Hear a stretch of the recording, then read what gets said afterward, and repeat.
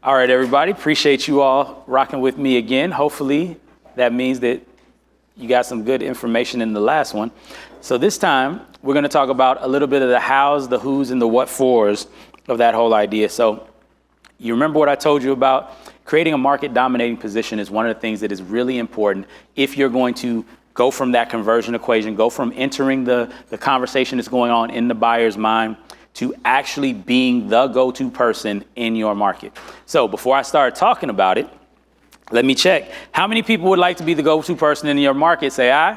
Aye. Okay, so we got some of the right people in the room. All right, so before I start talking, let me ask you some questions. What are some thoughts that you all have about how to do this? What have you seen? What have you heard? What has made sense to you? Or what questions do you have about how to create a market dominating position? Let's start there.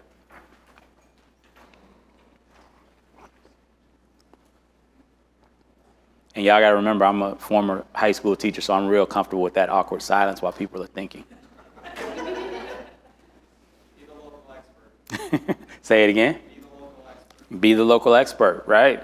Right? If you're the local expert, what does that gain you? What does it gain you? Knowledge. You get knowledge, definitely. What else? Trust. Trust. Why? Because you're an expert in the area. Right? Proximity. All right. So what other things can we do? Be the local expert. What else?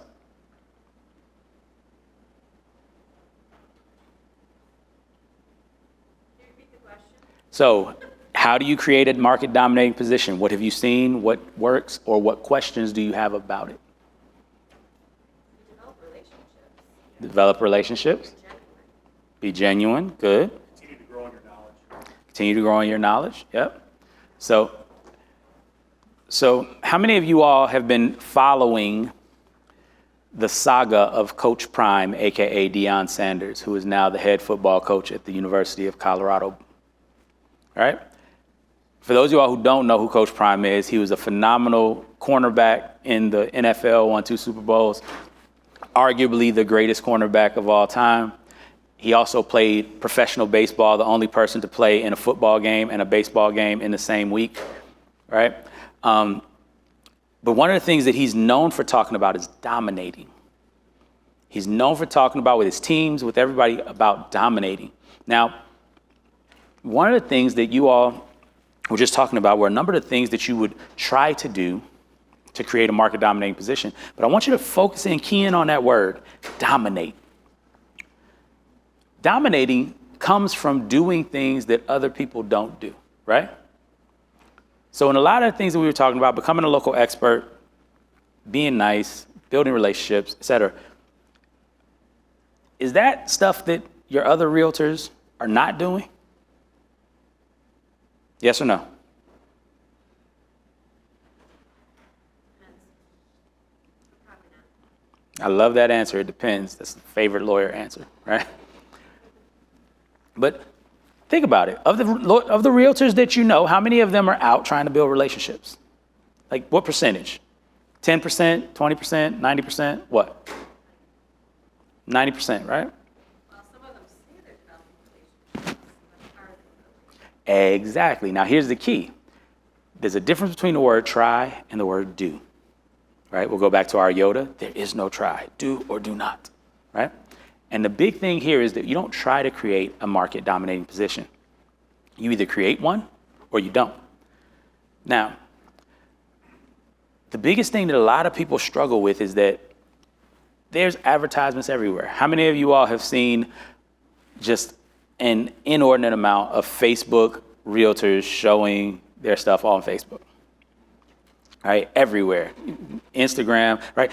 Everywhere you go, you have competition. People are there saying, I'm a realtor too, I'm a realtor too, I'm a realtor too. Sell your house with me, sell your house with me, sell your house with me, right? People are getting inundated with all of this. Now, we talked about the conversation equation in the last breakout session, and that, of course, right, you got your 4 steps. You've got to interrupt, you got to engage, you've got to then educate, and lastly, give an offer, right? That helps you to reduce the number of touch points that you need. Because in this market saturation, it often takes somewhere between 20 and 100 messages before you stand out in a crowd, right? But with the conversion equation, that'll help you to reduce that to about 5 to 12 real touch points. Now, you all remember how I was telling you about each time you're giving an offer, you're converting. They're doing something else. They're moving down the pathway with you. You all remember that? That's why this gets reduced, because they're not just hearing, I'm awesome, I'm awesome, I'm awesome, I'm awesome, I'm awesome, I'm awesome. They're actually saying, you know what? I do want that. Yeah, I do want to do that. Yeah, I do want to find out more. Yeah, I do want to. And because they're saying you're awesome, you actually are awesome. And so it reduces the touch points, right? So the big thing that you want to pay attention to with marketing is this. Marketing is strategic, not tactical. So the big difference between strategy and tactics is this. Tactics are the things that you do to get results. Strategy are the processes that you employ that routinely get results. So you can try a lot of tactics and see, right, the whole throw things at the wall and see what sticks. The problem is that's not a repeatable process. Different things are going to stick every time. But a strategy is saying, I know that when I throw the sticky things at the wall, they stick. And when I throw the shiny and round things at the wall, they bounce. So I'm going to throw the sticky things at the wall, right? And I'm going to select out of this group all of the sticky things first, then I'm going to throw them at the wall. Strategy versus tactic. Everybody tracking? All right. So the big key is this. The reason why most people fail to make a market dominating position is because they fail to understand the importance of the buyer's journey. Again, who's the hero in this story? The buyer, right? And since the buyer is the hero in this journey, if we are going to be a guide for them along their journey, we probably want to become an expert on the journey, right? And them. And so most of the time, people fail at this and spend lots of money and lots of time throwing stuff at the wall to see what sticks. So before we go next, would you all like to learn more about the buyer's journey? If you would like to, say aye. Aye. All right, there we go. Hey, y'all awake this time. Not like that. All right, so key thing. First of all, here's a stat for you. 80% of all sales happen between the 5th and the 12th direct, important intervention or contact with a client. Now, what's really going to throw you for a loop is how many salespeople, what percentage of salespeople do you think don't even follow up with clients? You're close, it's not that high. 25% don't follow up at all, 44% don't follow up more than twice.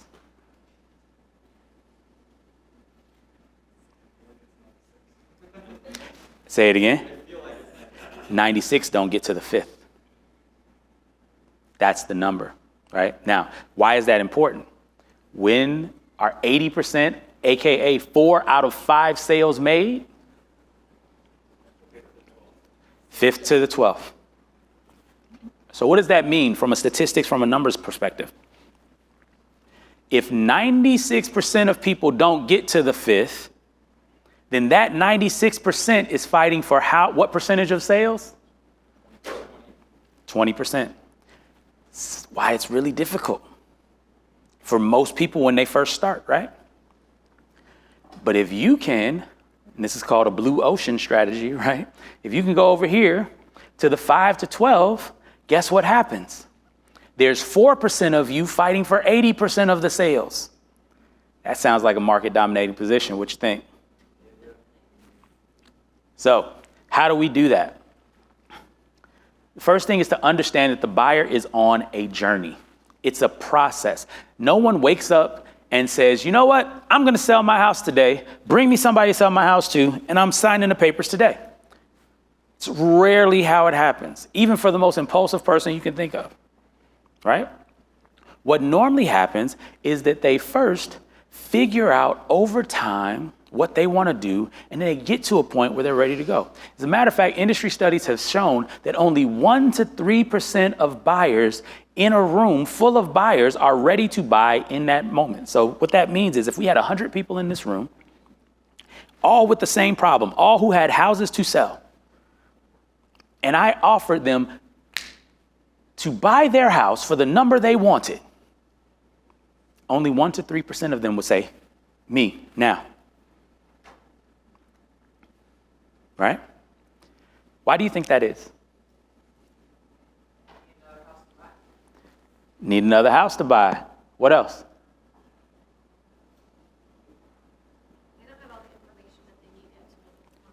Don't have all the information they need yet to make an informed decision.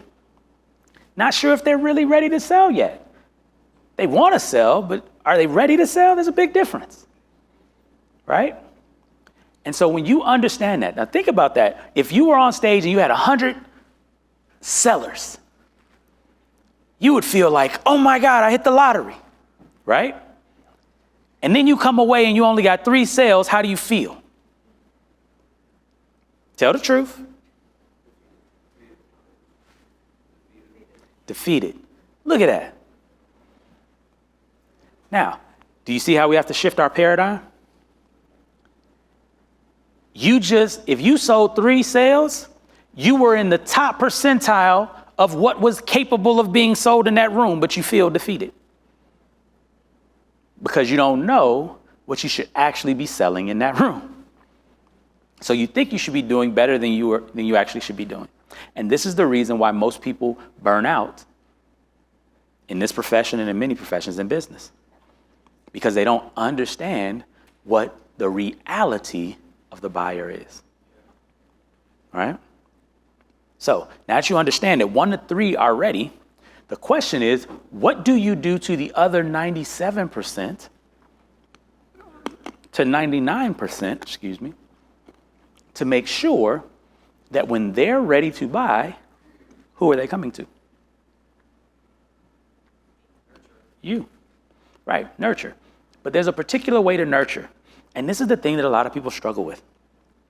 How do we nurture? Have you all ever had a hard time coming up with kind of nurture sequences, nurture emails, right? How many of you all have CRMs, right? Wow, that was loud. And some of them are set up already pre-populated emails, right? Now, the beauty of it is they're pre-populated, but if they're pre-populated, that means what? Everyone else has the same sequence of emails, right? Now, I'm just wondering, can you develop a market-dominated position if everybody else that you're dealing with has the same thing that you have? Yes or no? No, right. Now, you have to understand the dynamics of franchising and things like that. So here's the deal. McDonald's has a market-dominating position. If I'm going to open up a McDonald's, I'm going to do stuff just like McDonald's says do it, because McDonald's has already cracked the code on how to do this thing. But you want to be aware of what the McDonald's code is and how it's different from the Burger King code or how it's different from the Wendy's code, right? So you want to pay attention and make sure that the stuff that you're doing is different, if it is in fact different. And be aware of how it's different so that you understand the system, right? McDonald's has Hamburger University. You all have events like this and events like the weekly roundtables and things like that you all have. Make sure you get in and understand the system. Don't just let it run for you. Does that make sense, everybody? Right? But as you're going through this, there's a number of stages on the buyer's journey. Number 1, they become aware of a product or service. And this normally happens around the stage where the buyer realizes that they have a problem. And they start wondering in this space right here, do I want to solve this? Do I not want to solve it? I remember hearing Les Brown tell this story. It was a phenomenal story. He says he was going over one of his friend's house one time, and they're out, and they got this nice little wraparound porch. And everybody's out there, they're playing dominoes, playing spades, just sitting, chilling, enjoying themselves. And he walks up and he starts saying hello to everybody, and he hears over on the side around the corner, he says, he's like, what is that? He's looking around. Everybody else is just continuing doing what they're doing, like they didn't hear anything. So he goes on, maybe I just heard something. So he's talking to another couple friends over here, and they're he's like, do y'all not hear that noise? What is going on? One of the guys looks up at him. He's like, oh, that's just a dog. He's laying on a nail. He'll be all right. He's like, he's laying on a nail. What? Why are y'all not doing nothing to help him? He's like, if it hurt him bad enough, he'll get up. Right?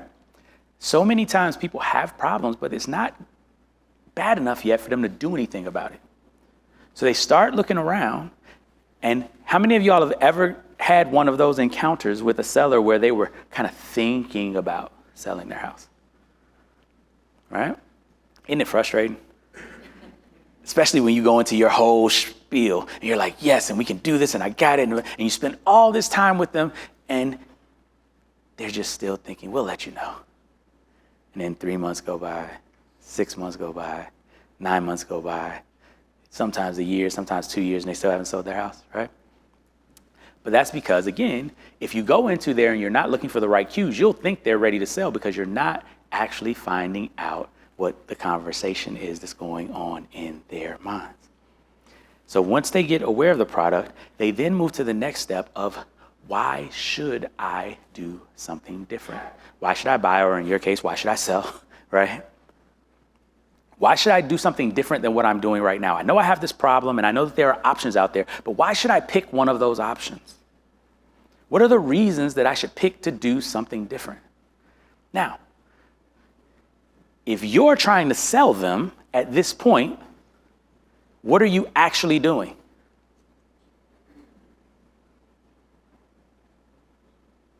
You're losing your spot in their head. You're losing your spot in the conversation that's going on because you're trying to tell them that they should make a decision when what they really want is information. And so are you helping them get what they want? No. Are you now the guide on the hero's journey? No. You're the person standing on the side of the road hawking oranges.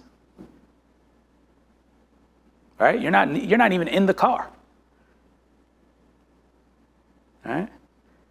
Now, I just gave a reference. How many of y'all ever driven in Chicago before? Right? You get off the expressway, you ever seen people selling oranges, people selling newspapers, all the rest of that? I'm from Chicago, so that's my natural thought process. Because those people, like, you just get into the habit of not even looking at them. Because if you look at them, they come close and then you worry about whether you're not going to hit them and all that. So you just look straight and they know not to do anything and then you just keep going, right? That's who you become when you start trying to sell to people when they're looking for information, right? And so understanding the buyer's journey, it helps you to get, if they're asking, why should I buy? Right now, really quickly, give me 3 reasons why someone should sell their home right now. I only know their reason. I like that. At the heart of it, that's the exact right answer. But from a marketing perspective, give me 3 reasons why someone should sell their home right now. Say it again. I heard 2. Whoever wants to go. Relocating. Right. You're relocating, and therefore, why would now be the right time to sell your house if you're relocating? Because you got to get there right now, right? Market's changing. Still a seller's market. Still a seller's market right now if you know how to sell to the people that have the cash to buy now, right? Right? And these are it's a nuanced conversation, right? Hey, you got to relocate. The longer you wait, interest rates are still going up until the end of the year. It's less people that are going to be able to buy, right? This is basic stuff that you hear in the news, right? This is what everybody's talking about. Inflation's going up and interest rates are going up, which means that money is tightening. You're going to have the most buyers that you have available right now. Sell now, especially with a team that knows how to get it marketed, get it out there, and get buyers in that are actually qualified to buy your home. Boom. Right? That's why you should buy now, because it's just going to get worse later. Why else? You said inventory? Tell me more.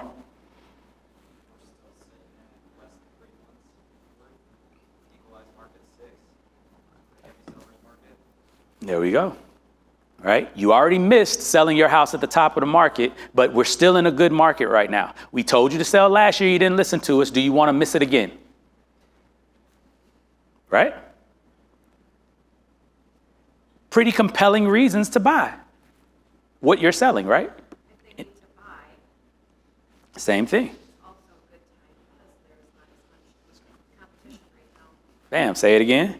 If they need to buy, there's not as much competition in the market right now. There are sellers concessions happening, offers under list price.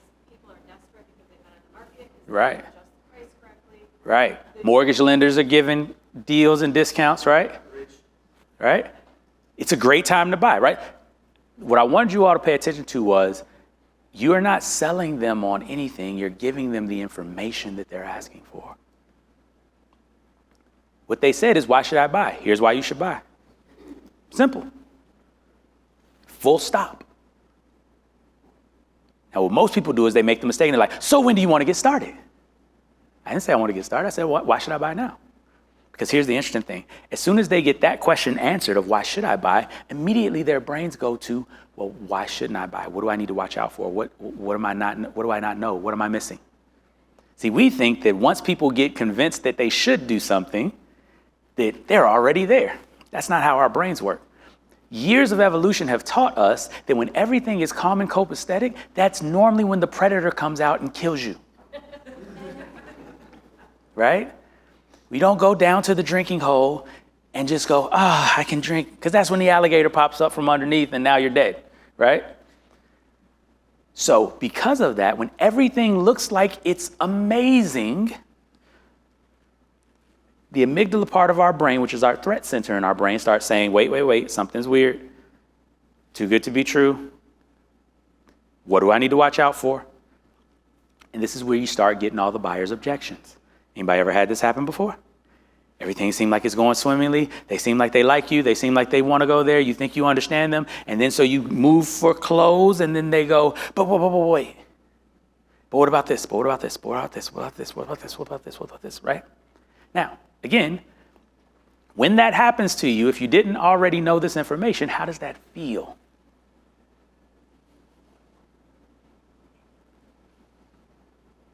Y'all can say it out loud. It's okay. Like you failed. Like something's wrong with you. Like you didn't do it right. Like if you were a better salesperson, this wouldn't be happening right now. Am I stepping on any toes right now? Anybody? It's just me? That's how I felt all the time. I was like, oh man, I must have messed up. I gotta go read this book again. I gotta go watch these tapes again, right? Until I found out that, oh no, this is exactly how it's supposed to happen. This is exactly where, I did everything right. This is where I'm supposed to be. They're supposed to have objections. If they don't have objections, they're not really serious. But you don't find that out till later. Exactly, right? Now, sometimes you get those clients that clear up their own objections. Those are amazing. Those are fun. When they're really just because they're so comfortable with you, they're having a conversation in their head about the things, and they're like, well, I guess I need to worry about this, but I guess I could do this thing, and you're just sitting back there watching them have the conversation and fix their problems themselves. That's awesome, right? Because remember, sales is nothing more than helping people get what they already want. And sometimes the help that they need is to have somebody else sit there while they process it. But you got to know the process if you're going to guide them. So the next thing that happens is, why shouldn't I buy? So, talk to me about why shouldn't we sell right now?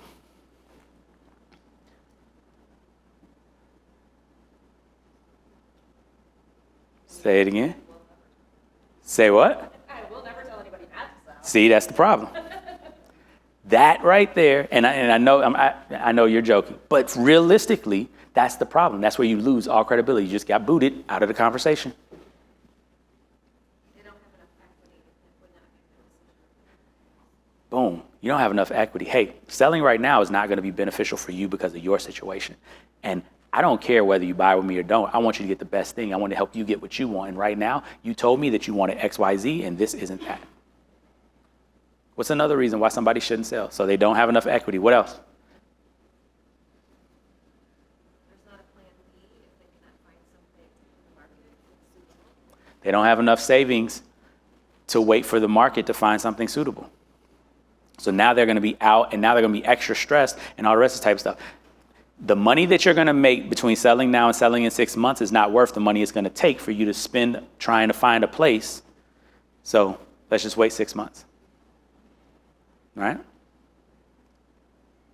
Now, you don't have to phrase it that way, right? You could phrase it like this. Top 5 reasons why you shouldn't sell your house right now. If you have this, if you have that, if you have this, if you have that, if you have this, this is not the time that you want to sell your house. You know what the beauty of that ad is? If you don't have any of those problems, it's a great time to sell your house right now. Right? But the key is you gain credibility when you're honest.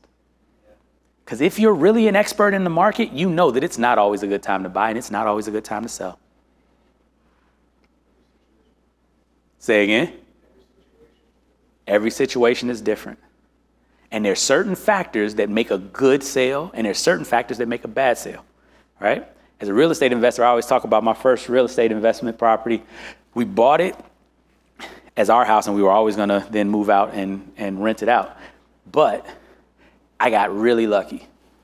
Now, we did all the things right. Like I got a foreclosed property. The kitchen had been ripped out. I got a 203K loan on it. We built the kitchen in. We put tile in there. We put new appliances, everything. We lived in it for 2 years, so we would be good with the IRS. All those different types of things. It was awesome, right?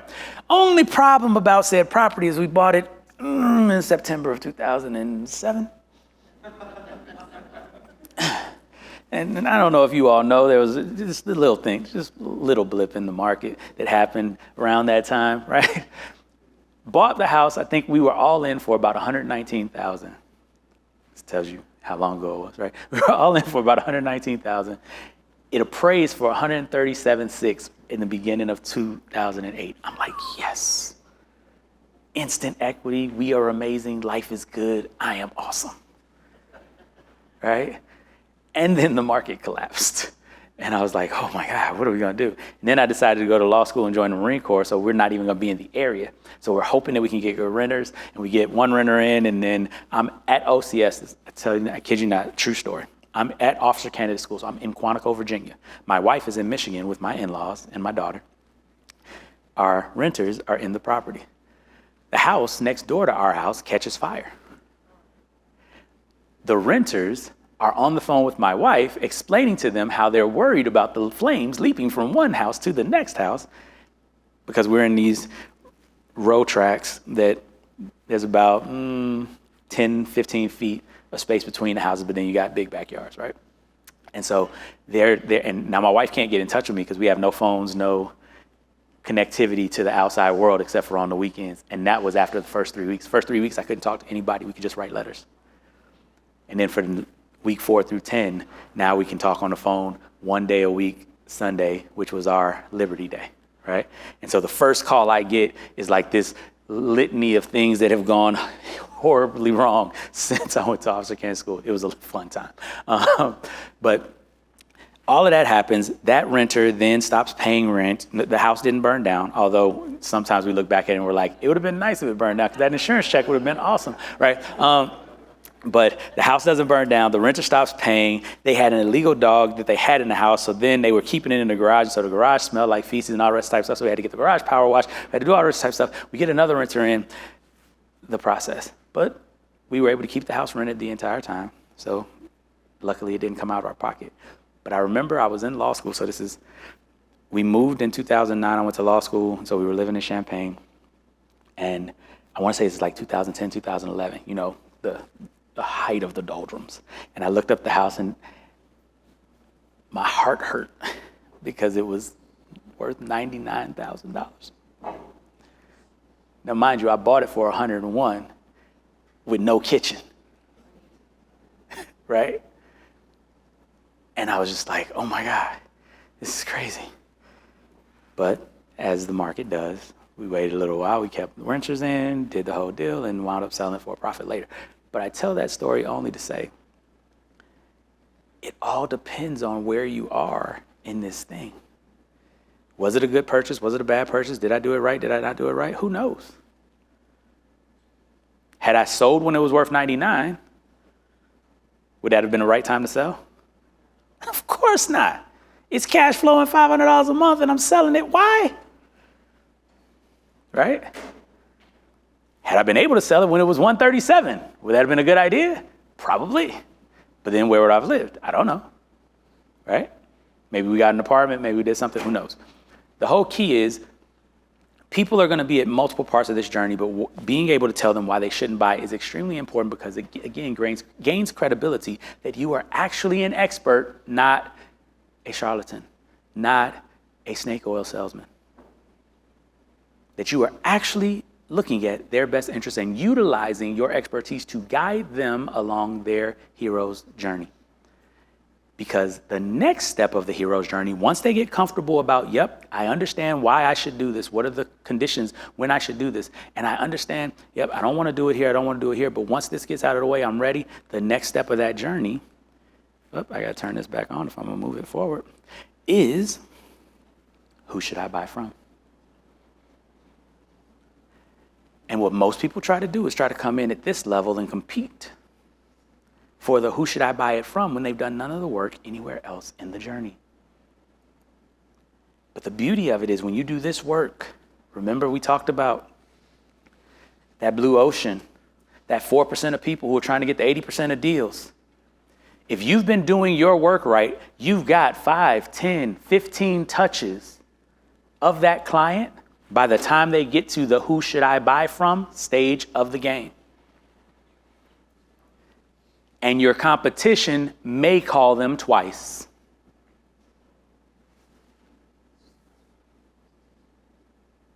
Now tell me, what do you think that does in the mind of someone? Like, who's had the experience? Who's had someone who followed up really well? Tell me the story. So they followed up for 12 months, calling every single month about buying our new house. It was more construction, but Mm-hmm. kept on following up, making sure that they're ready, if they had any questions. And out of all of the ones we looked through, they were the only one that actually cared about us to make sure that we had everything we needed, everything ready to go, and that we felt like it was a good deal. There we go. Now, so when you got to the time when you were ready to make the decision, was it hard to pick who you were going to work with? Not a question at all. That's how you create a market dominating position. When you can be the person that it's not a question at all if I'm going to work with you. And how do you develop that? How do you do that? You are the person that creates the most important, memorable touch point experiences because you understand the buyer's journey. You understand how this thing works. Now, I'm sure that it's one of the things that's probably going through your mind right now is, that sounds great, Rob. How do we do that? Anybody got that question? Say aye. Oh, we only got one. Okay, we'll just talk after. We can let them go ahead and leave. All right. Let's try it again. Anybody that's interested in how to do that, say aye. Aye. Okay, there we go. All right. So the whole idea is, how many of y'all have ever heard of a drip campaign? All right, good, good, good. Tell me what you know about a drip campaign so that I don't bore you with unnecessary information. Consistent, sequential follow-up. Consistent, sequential follow-up. Good. What else?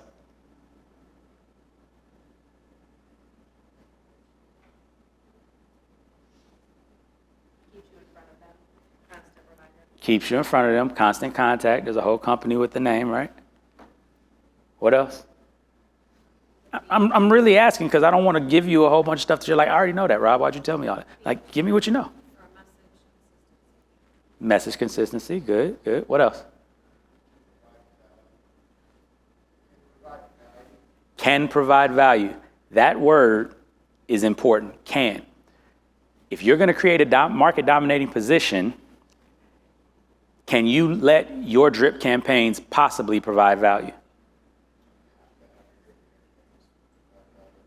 Your drip campaigns must provide value.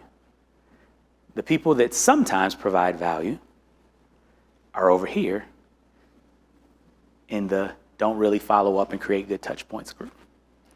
The people that provide value every time I interact with them are the people that it's a no-brainer of whether or not I'm going to work with them. right? So, biggest idea, as you all said, it's a sequence, but it's a value add communication. This is where a lot of people get lazy. This is where a lot of people think that just saying something to someone is value add. Now, I will tell you that you don't have to say a lot to someone, but you want to make sure that whatever you're doing is actually value add. Even if it's just, hey, I was just thinking about you. Hope that you're having a great day. Right? Depending on the relationship that you created before you send that text, that comes across as true or untrue. Right? So it's very important that you're aware of what is the impact that you're having in the interactions that you have with the people that you're working with, right? You want to be able to make people feel like they're the only person that you're dealing with when you're dealing with them. So that when you do say, hey, I was just thinking about you, I hope that everything's going well, or you remember something about their family or something about the conversation and you put it in that email, then they start to remember you, right? One of the things, love him or hate him, it's not important, but one of the things that people talked about Bill Clinton when he was president and even after was that he had this amazing ability to, in a room full of people, to make you feel like you were the only person in the room when he was talking to you, right? It may be 30 seconds, it may be 10, it may be an hour, but for that time while you locked eyes, you were the only person there, right? That's an amazing ability. People who met him 30 years ago still remember having met him, right? They talk about Tom Cruise has a similar thing. Arnold Schwarzenegger has a similar thing, right? And so your drip campaign should be something that does that. And again, it should follow the buyer's journey. Here's the place where you can utilize your expertise. Are you in this stage of the journey? Here's some things that you need to know. Are you at this stage of the journey? Here's some things that you need to know. Here's some things that you need to watch out for. Here's some things that you need to pay attention to, right? You're constantly adding value, constantly giving information to help them along that journey. What a lot of people do, again, is they go and they try to get the sale, get the sale, get the sale, get the sale, instead of giving an irresistible offer, giving an irresistible offer, giving an irresistible offer, giving an irresistible offer. The sale is all about you. The irresistible offer is all about them, because it's only irresistible if it's already something that they finish that sentence for me. Want. The sale is the thing that you want. And to the extent that your offer is aligned with their wants, you will make more sales. Because the sale will be the natural conclusion of their journey, because the sale now is what they want. What you want is people rushing you through the process to give you money, right? I teach a course on time management, time mastery called Thriving in Chaos. And one of the persons that is one of my favorite students, it was interesting how she came to us because she was a referral from another student. And, you know, a lot of the people that I teach are high-level professionals. So this was actually a dean of a psychology department recommended her friend who was a dean of another psychology department. And so she was coming through. And by the time we got on the call to do her initial strategy call, she had already read a couple of articles that I had written. She had already ordered a copy of my book. She had already watched a couple of videos that I had on YouTube. And she basically was like, okay, I already know I want to work with you. So what do we need to do to make that happen? So much so that we got off the phone without her ever asking me what the price was. I actually had to call her back and say, hey, here's the price. I just want to make sure that you were still good with that. She's like, yeah, no problem. All right? She sold me. That is what happens when you develop a market dominating position. That is what happens when you're able, right? I had already given her so much value without ever having met her that she knew that I was the person that she wanted to work with. And when you can do that, life and business becomes very interesting. How many people would love to have their clients selling them instead of the other way around? Say aye. All right. So ultimately, I guess we're done with that. The big question that I have for you all in this last bit of time that we have here is, how do you do it? So, how do you make it happen in your industry? Because again, information is beautiful. I've read a lot of books. I got a number of degrees. I can get on a stage and make people think that I'm intelligent. Yay, whoop-de-doo. But it doesn't help you if you're not able to take it with you and actually do something with it. So let's go through first and see what aha moments do we have? What information do we have that we can take with us right now and make happen today? Somebody give me something.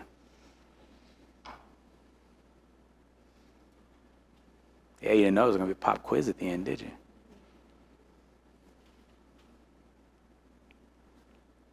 Slow down and listen. Slow down and listen. I love it. What else? What are you going to go implement?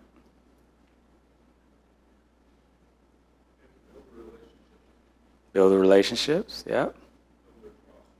Build their trust. What's a thing that you're going to go do? How are you going to do those things? How are you going to make that happen? And it's okay if you don't have the answer. I'm getting to the fact that the silence in the room says, we really don't know, but we want to be nice to you, Rob, and say that it was really good talk, but I don't know how I'm going to make it work. That's okay.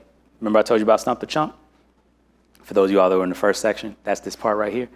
It's okay. So let's talk about it. I want a volunteer. I will help you figure out what you're going to do right now, today. So who wants to go? Who wants to be able to take something that they're going to walk away with right now today? Nobody. Is everybody scared? Am I scary? You think I'm a bite? What happened? Bam, perfect. So regarding the 1-3% that are ready, Mm-hmm. and remembering that, and then the 97% that really aren't ready yet. Mm-hmm. And kind of taking the idea that, almost like we talk about individually, Mm-hmm. messaging them as opposed to sometimes we get lazy and we do the, Mass message. Mm-hmm. Mm-hmm. I guess, what would be your insight on how do we do that when we have a large group to talk to? I love the idea of individual messaging and that kind of thing. I love it. On a real-time basis and I love it. First, let's define our terms. What's large for you? I think it's different for all of us depending on our business. I agree. That's why I'm talking about yours. Okay, so for me, I'm like in my third year. So mine is 200. All right, there we go. That's what, and that's good. 200. So out of those 200 people, how many of them have already bought or sold a house with you already? Mine are probably under 25. All right, under 25. So we got 175 people that are in the market looking to do something right now. Of those 175 people that are on your, say again? They're not all right now. But I mean, right, they're not in the I already did something camp. Of those 175 people, how many of them are buyers? How many of them are sellers? Some of them are neither right now. Do you know what I mean? Right.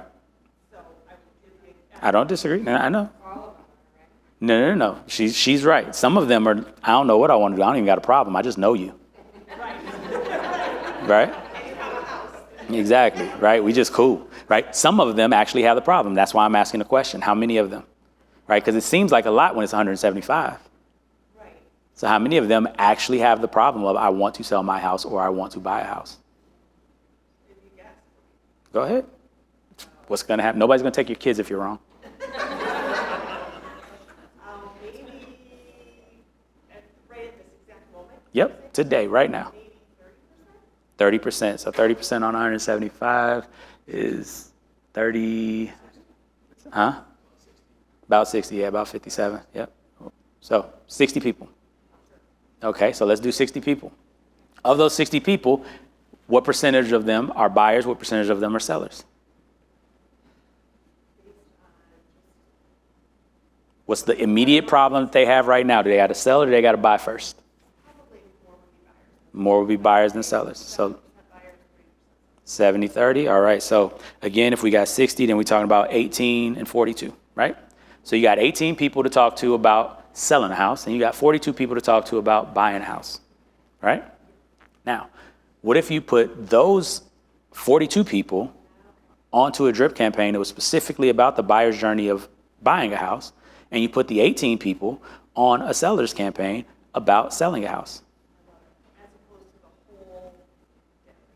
Exactly. To get to those 42 to 18 people, you have to have a conversation with them to figure out whether they were actually addressing the correct people with that. There you go. Exactly. Now, how long would it take you to call 60 people and make sure that they actually are in the space that you think they're in?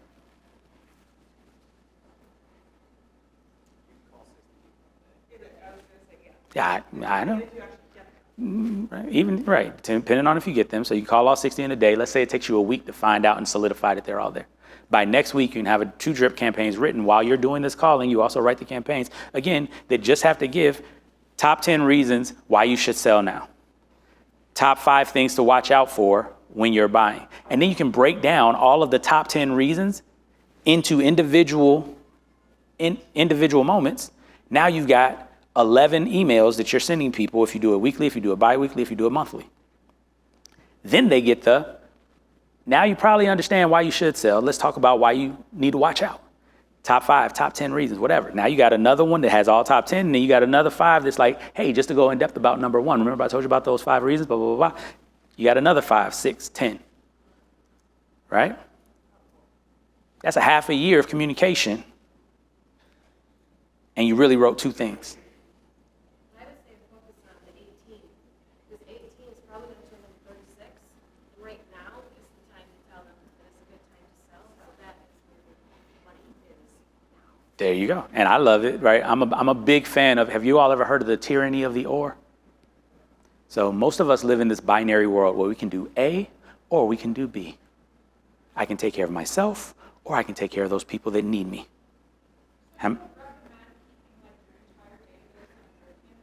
No, I didn't say I don't recommend keeping your entire database on a drip campaign. The big thing about it is this: you have to understand what your drip campaign is doing and whether it's adding value or not. And when you do it and you just have a message that goes out to everybody, you're not aware of whether or not it's building value. And it's easier to get good at this if you're starting from the beginning by starting with small groups where you know that you're building value, and then you can replicate over time. What most people do is they try to get their list as big as possible and they send stuff out to everybody, and then they don't know why nobody's opening their emails. And the reason why is because they know when they get an email from you, it's not going to have nothing to do with what they're dealing with. So they just skip past it and they keep going. And that's why the industry standard for open rates is less than 20% on email. Exactly. But if you focus on the people that you've called and you let them know, hey, I'm going to be giving you an email that's going to walk you through X, Y, Z, or I'm going to send you something, just a little bit of information because I know where you're at right now. Guess what? They're waiting for that email now. Guess what happens to your open rates?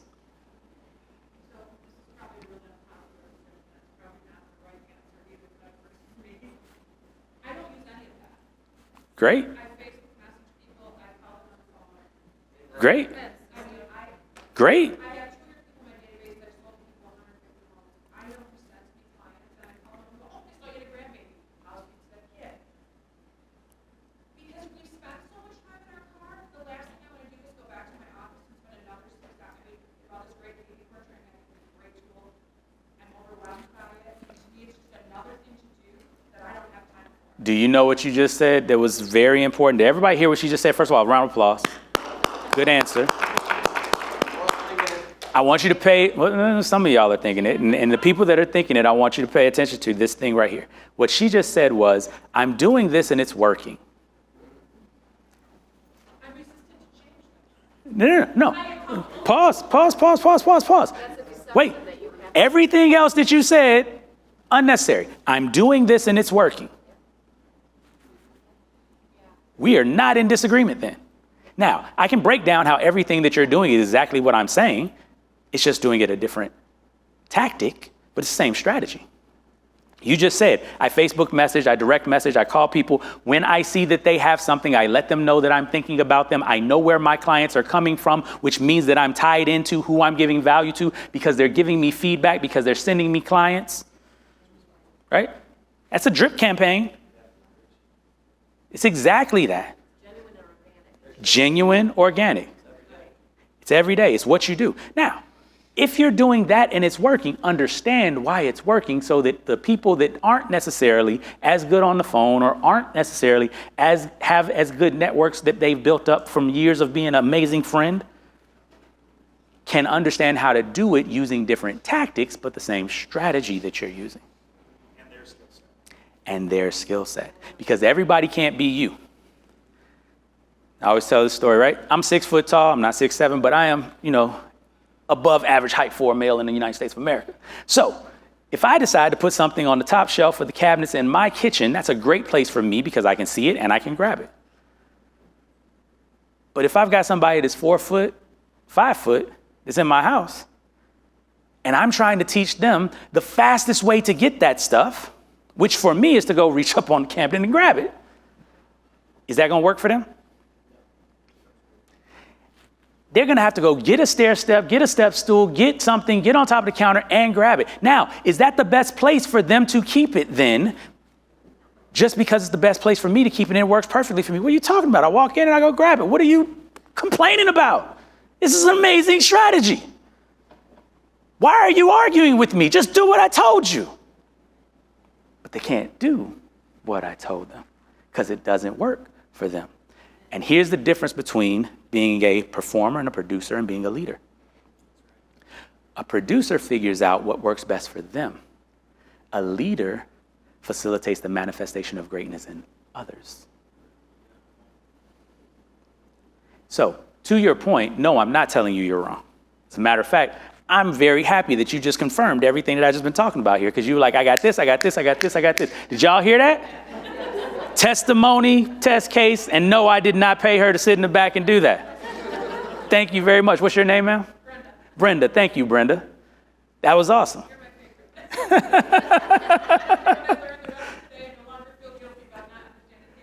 favorite. There we go.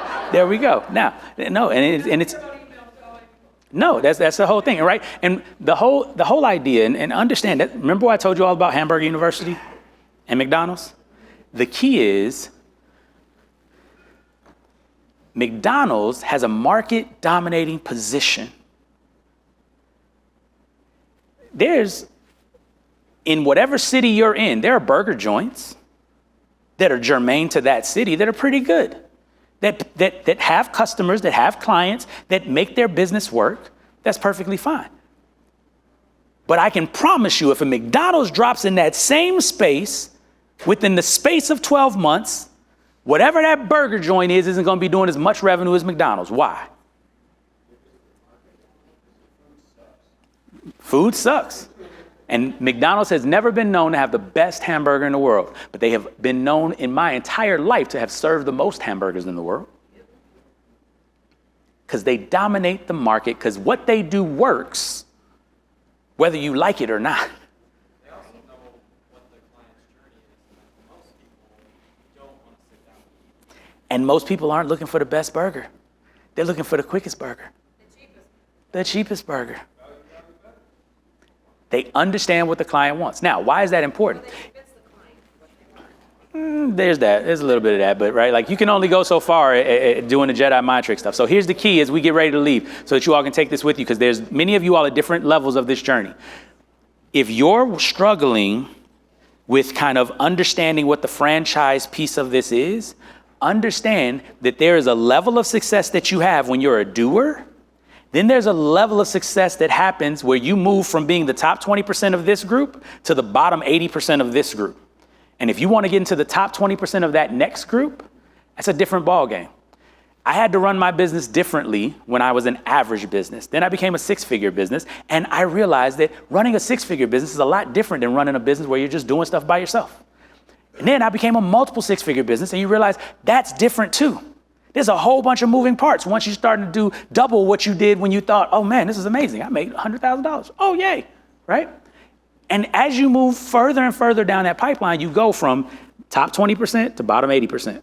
Then you move up to top 20% and you've got it all figured out, and everybody in your cohort is like looking up to you like, yeah, you're the man, you're the woman, let's go. How do I do that? And then you move up to the next group and you're like, I don't understand this. How come everybody is so good and I suck? That's the journey. But remember that you're the hero of your journey, so go get you a guide and remember how to be the guide for other people's heroes' journeys. Good to go? I thank you for letting me spend this time with you. I hope that it has been beneficial. I hope that you learned something. And until we meet again, remember to live every day on purpose and in alignment with your purpose. and you will never work another day in your life.